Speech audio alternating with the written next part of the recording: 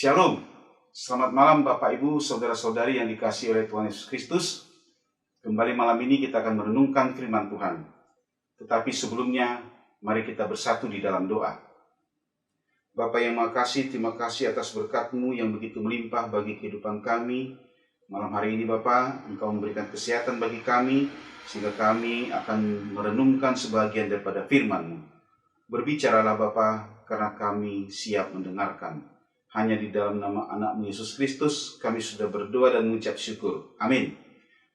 Ayat Alkitab yang akan kita renungkan pada malam hari ini, diambil dari Yohanes pasal yang ke-6, ayat 30 sampai dengan 40, di bawah tema, Roti hidup memberi hidup kekal. Demikian firman Tuhan.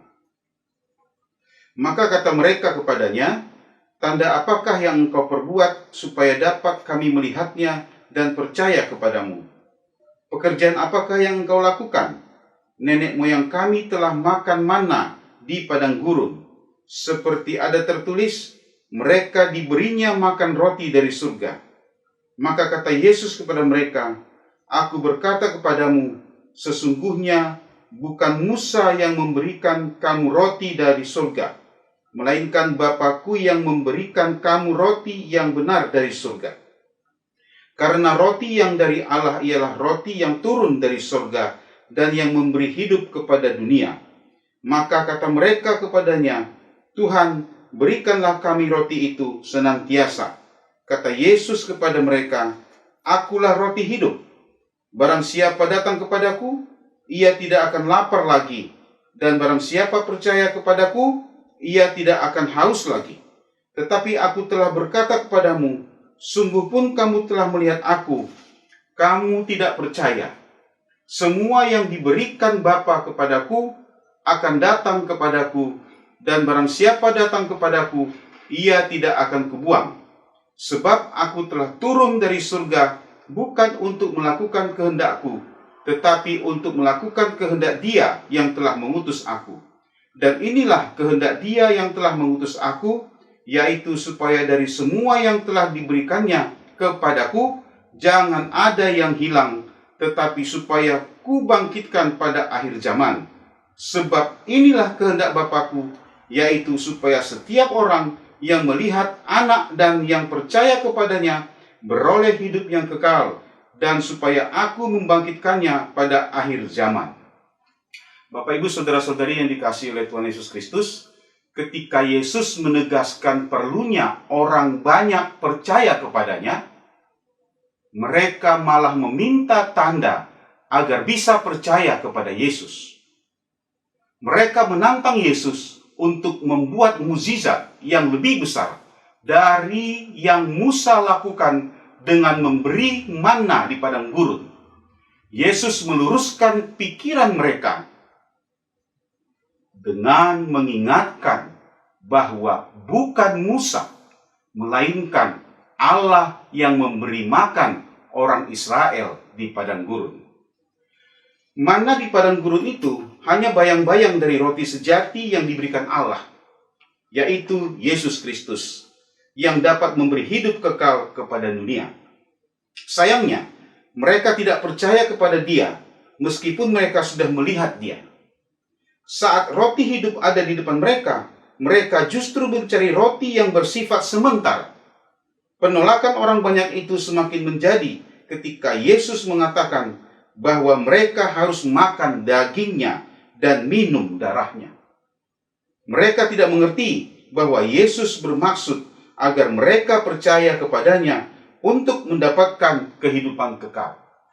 Bapak Ibu Saudara-saudari yang dikasihi oleh Tuhan Yesus Kristus, siapa saja yang percaya kepada Yesus ada dalam kedaulatan Bapa dan tidak akan terhilang untuk selamanya. Sebab Bapa yang membuka mata rohani orang agar datang kepada Yesus. Jadi, orang bisa percaya kepada Yesus karena anugerah Allah dalam kedaulatannya. Tuhan memiliki belas kasihan yang sangat besar bagi umatnya. Di saat mereka letih dan seperti domba yang tidak bergembala, Tuhan menyatakan dirinya sebagai gembala mereka. Tuhan memperhatikan segala hal yang mereka perlukan. Tuhan Yesus memberikan hidupnya, tubuhnya, darahnya bagi umatnya. Mengapa? Karena itulah yang diperlukan untuk sebuah relasi yang sempurna dengan Allah. Roti hanya mampu memelihara hidup kita dengan cara yang sangat terbatas. Roti tidak dapat meluputkan kita dari kebinasaan. Tetapi tubuh Kristus dapat. Roti hanya memberikan kekuatan yang sangat terbatas, tetapi tubuh Kristus yang terpecah memberikan relasi yang sempurna dengan Allah. Keyakinan kita akan kemahakuasaan Allah di dalam hidup tidak tergantung kepada seberapa sering kita menyaksikan adanya mujizat serta berapa kali Dia mendengarkan doa permohonan kita. Tapi kita meyakini bahwa Yesus adalah juru selamat dengan cara adanya relasi pribadi yang intim dengannya. Relasi yang intim ditandai dengan apa yang menjadi tujuan kita percaya dan mengikut Yesus. Bapak, Ibu, saudara-saudari yang dikasihi oleh Tuhan Yesus Kristus, percaya dan mengikut Yesus berarti kita akan menerima keselamatan. Kita perlu mengevaluasi diri dalam mengikuti Yesus, sebab tidak semua yang mengikut dan percaya akan mendapatkan keselamatan. Yang patut kita lakukan adalah seperti dalam Mazmur 119 ayat 16. Aku akan bergemar dalam ketetapan-ketetapanmu, firman-Mu tidak akan kulupakan. Kehendak Tuhan yang kita jalankan bukan kehendak kita.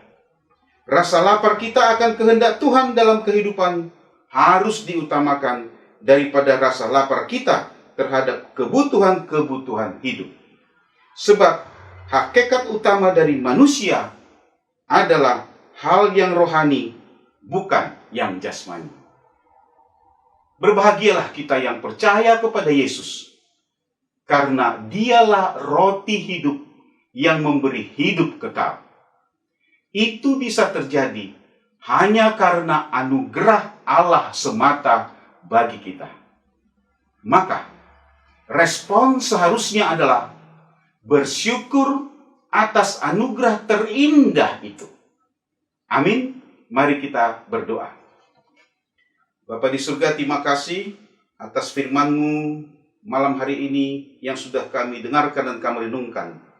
Biarlah renungan malam hari ini kami mengerti, pahami, dan kami juga laksanakan dalam kehidupan kami sehari-hari. Bapa, sebentar kami akan istirahat malam hari ini. Berkati istirahat kami, sehingga besok pagi kami bangun dalam keadaan sehat, penuh semangat memulai aktivitas kami yang baru. Berkati semua langkah dalam kehidupan kami, Bapa, agar kami dapat melaksanakannya seturut kehendak-Mu. Ampuni segala dosa kami agar kami layak menerima berkat-Mu. Hanya di dalam nama anak-Mu Yesus Kristus, kami sudah berdoa dan mengucap syukur. Amin. Bapak, Ibu, saudara-saudari, terima kasih. Selamat malam. Tuhan Yesus memberkati.